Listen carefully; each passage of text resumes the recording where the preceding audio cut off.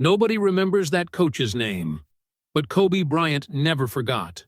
Philadelphia, summer of 1992. A suburban gym, cracked floors, broken rims, busted AC. 30 kids training in the summer league. The coach was a hard man. Old school. Believed criticism builds character and praise destroys it. What he did to 14-year-old Kobe Bryant that summer created a monster who woke up at 4 a.m. every day for the rest of his life. But the story doesn't end there. 20 years later, Kobe found him. Knocked on his door. And what happened in the next 10 minutes became the hardest moment of both their lives. Philadelphia, Pennsylvania. Lower Merion. August 1992. The gym belongs to a community center that has seen better decades. Cracked floors, peeling paint, busted AC. The air is thick and hot and smells like sweat and desperation. 30 boys, ages 13 to 16, all talented, all hungry. This is Philadelphia. Basketball here is not a hobby. It is religion. Except one kid doesn't belong. In the back of the gym, shooting alone, is a skinny kid. Tall but thin. Arms like sticks. He moves differently from the others. Something European in his footwork. He grew up in Italy. His father played professional basketball overseas. Just came back to the States. His name is Kobe Bryant. He is 14, and he is about to meet the man who will break him. Coach Frank Mercer. Not his real name. 52 years old, 25 years coaching youth basketball in Philadelphia. A man who has watched 1,000 talented kids, 990 of them fail. Not from lack of talent, from lack of toughness. Frank doesn't say good job. Frank says the truth. And the truth is a weapon designed to make you stronger or make you quit. Frank watches the skinny kid shooting at the side basket, watches the European footwork, watches the foreign rhythm, and decides, in the way that hard men decide things, that this kid needs to learn what Philadelphia basketball is. The hard way. First day of drills. The Philadelphia kids are sharp, aggressive, physical. Kobe is quiet. His technique is clean but soft. His layups are finesse, not force. He is playing Italian basketball in a Philadelphia gym, and it shows. Frank stops practice, points at Kobe. 30 kids watching. You. What's your name? Kobe Bryant. Bryant. Joe Bryant's kid? Yes, sir. Frank looks him up and down. Takes his time. Lets the silence build. 30 kids staring at the skinny kid from Italy. You play like a foreigner. Soft. Pretty. Like you're dancing, not fighting. This is Philadelphia. We don't dance here. We fight. And right now you couldn't fight your way out of a paper bag. You're the weakest kid in this gym, and everybody knows it. The words land like punches. 30 faces staring back. Some sympathetic. Most amused. A few openly laughing. The skinny Italian kid just got destroyed and the blood is in the water. Kobe says nothing. His face shows nothing. But something happens behind his eyes. A switch. Not anger. Not hurt. Something colder. Something more permanent. A decision that gets made in the deepest part of a person's brain, below emotion, in the place where identity lives. The place where a person decides not what they will do, but what they will become. Frank isn't finished. Every day for 6 weeks, he targets Kobe. Every mistake amplified. Every weakness highlighted publicly. Every soft layup stopped and demonstrated as what not to do. You think the NBA cares about pretty footwork? You're soft, Bryant. Your daddy couldn't make it in the States. What makes you think you can? The other kids absorb it. Start calling Kobe soft. Start targeting him. The pack has identified the weakest member. Kobe absorbs it all. Goes home every night, goes to his driveway and shoots. For hours. In the dark. Long after his mother calls him inside. With every shot, he hears Frank's voice. Soft. Weak. Won't make it. The words don't destroy him. They fuel him. Every insult becomes a brick in a wall Kobe is building inside himself. A wall that will eventually become the Mamba mentality. But right now, it is just a kid in a driveway shooting in the dark because a man told him he wasn't good enough. The summer ends. Kobe enters Lower Merion High School. Within 2 years, he is the best player in Pennsylvania. Within 4, he is drafted to the NBA. Los Angeles Lakers. Frank watches from Philadelphia. Tells people I coached that kid. Made him tough. He needs to believe this. Because the alternative is that he was cruel to a child for no reason. Years pass. Kobe wins 5 championships. MVP trophies. 81 points in a single game. Frank gets older. Retires. His knees go bad. His wife leaves. His gym closes. By 2012, Frank is 72.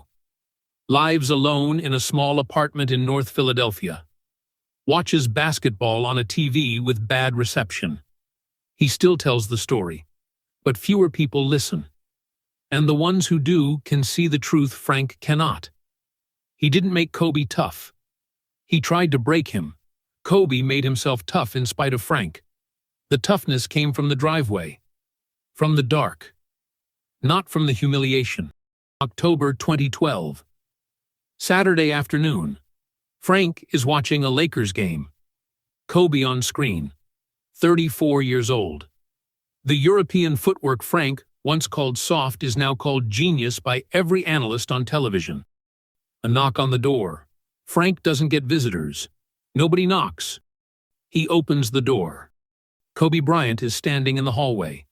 Simple clothes. No entourage. No cameras. Just Kobe. In a hallway in North Philadelphia outside the apartment of a man who hasn't mattered to anyone in years. Frank's hand goes to his mouth. The same hand that pointed at Kobe 20 years ago. Kobe?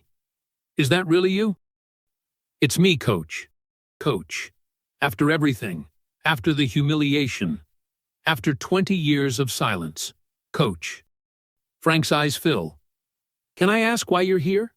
Kobe looks past Frank into the apartment. The small TV. The worn couch. The kitchen table set for one. The life of a man who spent his career trying to make kids tougher and ended up alone. Because I never said thank you. Frank stares. Of all the things he expected. Anger, confrontation, revenge. This was not one of them. Thank you. From the kid he destroyed. Kobe continues. His voice is steady but barely. You were the hardest coach I ever had. The cruelest. You said things to a 14-year-old that no adult should say to a child. You humiliated me in front of 30 kids who then made my life hell because you gave them permission. I hated you. For years, I hated you. I used to fantasize about coming back here as a champion and shoving every trophy in your face, proving you wrong, making you small the way you made me small. Frank looks at the floor. His hands are shaking. But that's not why I'm here. I'm here because you were the first person who told me the truth. Everyone else said I was great, special, talented. You were the first person who looked at me and said not good enough. And those 3 words changed my life. Not good enough. I heard them every morning at 4 a.m. when I didn't want to get out of bed. Every time my body was broken and I wanted to quit. Every championship I won, I heard your voice. Not good enough.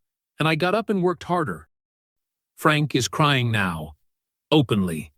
A 72-year-old man in a bathrobe crying in his doorway. The hard man. The tough coach. Crying like the children he once refused to comfort. Kobe's eyes are wet too. His jaw is tight. I didn't come to tell you that you were right. You weren't. What you did was wrong. But I took what you gave me and turned it into something. Every insult became fuel. Every humiliation became motivation. You didn't make me great, Coach. But you gave me the fire. And I have never been able to put it out. Frank reaches out. His old hand grabs Kobe's arm. The grip of a drowning man. I'm sorry. I was wrong. I was hard because I didn't know how to be anything else. I thought I was helping. I wasn't. I took it out on kids because they couldn't fight back. You most of all.